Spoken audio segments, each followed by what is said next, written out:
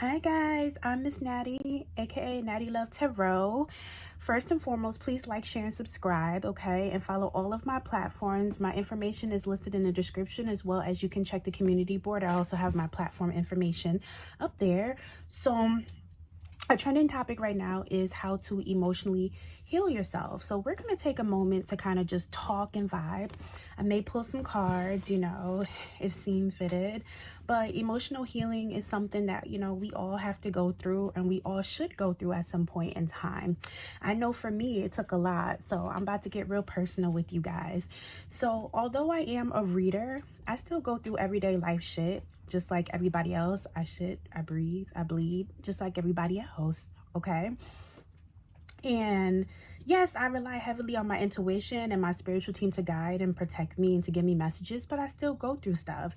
And, I find that as I get older, emotional healing, especially from like my past traumas and everything, is so important to me. And 2025, I'm noticing, is a year as well that is so big on like reflection and, just trauma healing and accepting the healing that needs to be done, so to speak. So,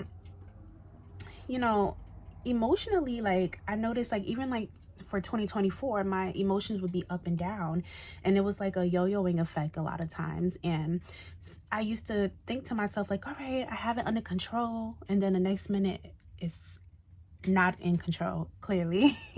So I had made a conscientious decision to put myself in counseling, and I feel like that was one of the best decisions that I ever made in my life, which I tell people all the time: don't be afraid to admit that something is wrong and that you need a little extra boost or a little extra help. And going to a therapist, a professional, can really help you, because with them being a third party and not really knowing you, they're getting to know you and they're listening to you, and they're able to give you somewhat of an unbiased opinion of yourself in a sense. But again, I also feel like a good therapist isn't necessarily going to tell you what you need to do. They're going to help you to work through whatever you're going through so that you can come to the realization as to what work needs to be done and how to go about it and how to do it. It's like they're your guiding force, but you're the one actually putting in the work. So like, I've had more than one therapist, but I feel like in this point in time that I have the perfect therapist for me. And it's funny because one, I'm Black. My therapist is not Black. My therapist is a completely different race, which I always thought to myself like, oh, I want a therapist who, is the same as me and can understand me. And I realized that's not what I needed. I needed somebody completely opposite from me. So my therapist is not the same, race or culture as me. My therapist is not even the same sex as me. I'm a female. My therapist is a male. So, and it's funny because I've had female therapists. I've had therapists, that the same ethnicity as me and everything. And I wasn't, not to say that they weren't good therapists, because they were amazing therapists, but they just weren't the therapist for me. And that's nothing to therapists. Finding a therapist is like going like shoes and clothing shopping. You're going to keep trying it until you feel like you have the right one, the right fit. So yeah, therapy is a big thing. And with therapy, I learned a lot about myself, and I learned that it's funny because I'm able to talk to other people and help them through their problems and help them to learn how to be emotionally mature to where they can kind of express what they're feeling. But for some reason, when it comes to myself, I have the hard time giving myself kindness and grace and teaching myself how to do that. But I'm able to do it with other people, right? So in therapy, I discovered about myself is that because I have traumas from the past, I carry that hurt with me. And I still operate sometimes in that childlike state. And so sometimes it makes it really hard for me to express what I'm feeling emotionally. I can't find the right words. I can't bring myself to speak on that. So that's something that my therapist and I, we decided for the new year together is what I'm going to work on, because my therapist thing is, part of you feeling, like sadness or resentment or anger or any of that, you know what I mean, is coming from you having built up emotions because you don't know how to fully emotionally express yourself. And it was crazy because like actually coming to that conclusion with my therapist, it was so emotional for me. I cried. because I felt embarrassed. Not that I needed to feel embarrassed, because again, my therapist is the bomb. He makes me feel 100% comfortable. I feel comfortable. He gets a lot out of me than what most people get out of me. But for me, I've always been such a vocal person where I have the gift of talking. So I'm able to talk, I'm able to express. But I got embarrassed because at that moment, I had a hard time being vulnerable and expressing how I felt. And it made me feel so little, so small at that time. But, later on, after, pondering about it, I realized that I needed to go through that. I needed that realization. I needed to feel those emotions, because if not, I probably would have never came to that conclusion. So I say this to say that emotional healing is serious, and emotional healing is deep. It's painful. It'll put you in a place or bring you to places that you feel like you never want to revisit in your life, but you need to, because you need to be able to, in order to move through the present and into the future, you need to accept the past, whether it's good or bad. You don't have to keep thinking about the past to where you're torturing yourself, but you need to be able to accept the past for what it is, and look at the past as a positive, in the sense of whatever you went through is what built your character, is what helped you get to where you're at now. So you have to look at it in that sense. And the thing with emotional healing, there's so many things that come along with it. Of course, you want to deal with the past traumas that you're dealing with a professional, but you also want to learn how to, form outlets for yourself. Different outlets are like journaling, exercise, eating healthy, eating right, having that trusted person that for a fact will not lead you astray and will kind of listen to you and give you sound advice outside of your therapist. Because remember, a therapist, you may not have a therapist for your whole entire life. Your therapist is there to a certain point in your life to hold your hand, and then eventually they let go and they send you out into the world, right? Almost like a parent and a child relationship in a sense. So you want to also still make sure you have that support system or that supportive person that you can talk to and that will be reasonable with you.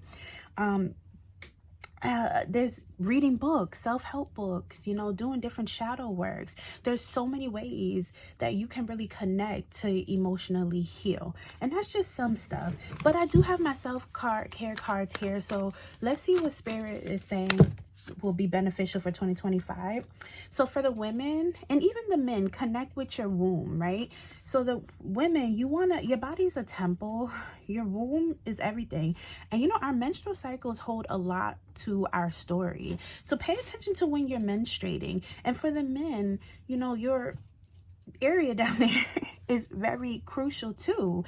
You help to create life. We carry life, of course, and we birth life as women, but men, you have the special recipe inside of you to share in order to create life. So you too have to kind of nurture, I don't want to say nurture your womb, but nurture your insides. What is it? Your prostate, nurture that, For others, it's saying take a walk.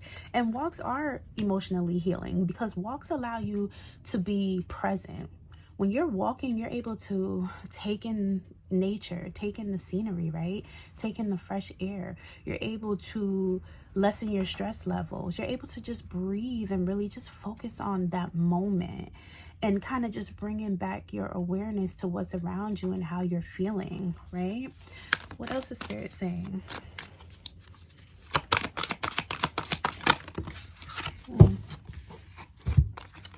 I like this.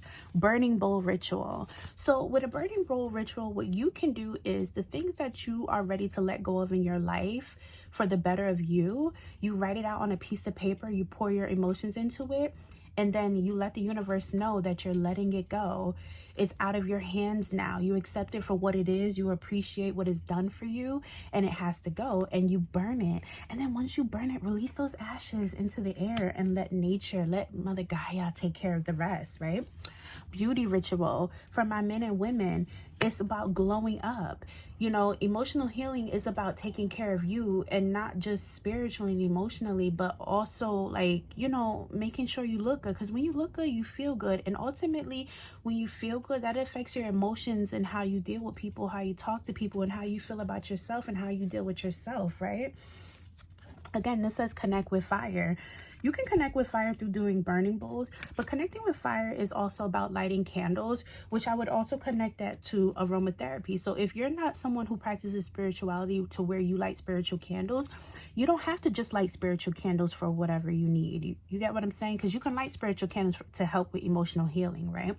But you can also light aromatherapy candles, because aromatherapy, it ignites something within you that makes you feel calm, and feeling calm also helps your mood. It helps your emotions. It helps you to gather your emotions, right? It's all connected and part of your healing. You remember, emotional healing is also about using your senses. And then connect with your ancestors. Remember, these are people that were once on earth before us, so they also got the remedy to the world, right? And they have insight on what goes on in the veil, in the spiritual realm. So you want to utilize that information that your ancestors have. It's okay. Pray, meditate, call upon your ancestors to come through and provide you with messages and signs to kind of help you to maneuver through and to help you figure out what is it that you need to fix about yourself outside of the personal traumas that you're having, right? So they can connect with you in that sense and help you.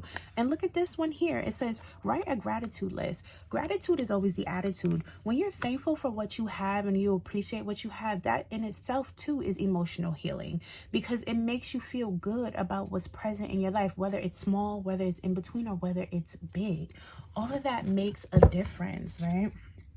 And then at the bottom of the deck, it says clear your energy field. Emotional healing is, again, about staying on top of your spiritual hygiene. You know, if you know, you know. Florida water, Palo Santo, lavender, sage for some people, prayer, meditation, the Bible. There's different ways to stay on top of your spiritual hygiene, importantly, or just speaking words of affirmation over yourself and over your life and over your things to help clear the energy. Remember, your tongue has power. Your tongue is very, very strong. And again, all of these components tie into emotional healing. Obviously, we can go much, much deeper, but we don't have all day to be here on camera talking, you know, about emotional healing, because that can take days upon days to really touch down on the different topics of emotional healing. Spirit, do we have any closing out messages here for emotional healing? Yeah. Spirit is saying that in this collective group that's going to be watching this, overthinking is a major thing for you. And so you do want to balance your emotions. So by you learning how to sort your thoughts out, learning how to write and script things out, and learning how to take things step by step and day by day, it'll help you to decrease your stress levels, which in return will help you to decrease your emotions that you're having that are coming out in a negative way, which will provide emotional healing for you. And also the overthinking can also, again, be helped by a professional, which would be seeking a therapist. And at the bottom of the deck is the Sun card. So that means that part of your emotional healing is about enjoying life and enjoying yourself, enjoying the people around you, and enjoying the things that you're doing. So go out, because life is an adventure. Experience life, travel, do different activities, try different things, do youthful things that you used to do as a kid to bring in that inner joy inside of you, right? Learn things, maybe, you know, cook new things. Maybe there's new food that might make you happy. Like, there's different ways to enjoy your life and to be in that sun energy. Sun energy is about vitality. It's about happiness. It's about abundance. It's about creating your way. It's about moving forward, okay? So thank you so much for rocking with me on this video. I hope that this video was helpful. I hope that we can have these personal chats and maybe one day collab, or even start having people coming onto lives with me so we can talk about our experiences, you know, because it's part of spirituality is not just about the tarot cards and reading pendulum, but most importantly, it's about sharing our experiences and talking to one another. That's how we learn as a tribe, and that's how we connect and we vibe, okay? So again, I'm Miss Natty. This is my channel, Natiluv Tarot. Please like, share, and subscribe. The information is in the description below, as well as I have things posted on my community board. Please let us become a family here, lovies. I want us to be a family here, all right? Thank you so much, babies. Mwah. Have a blessed and beautiful day.